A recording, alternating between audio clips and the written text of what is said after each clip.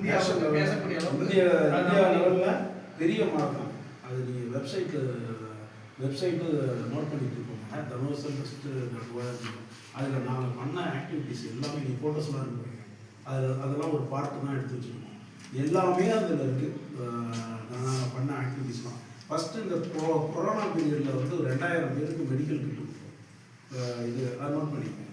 2000 பேருக்கு தனுவசல் ட்ரஸ்ட் மூலயமா மெடிக்கல் கிட்டு எப்படின்னா அந்த சானிடைசரு, ப்ரஷ்ஷு, அதில் என்னென்ன கொடுத்தோம், அன்னைக்கு கொடுத்தோம். அது கொடுத்தோம். அப்புறம் வந்து மாரத்தான் வந்து பெரிய எத்தனை பேர் கலந்துட்டாங்க?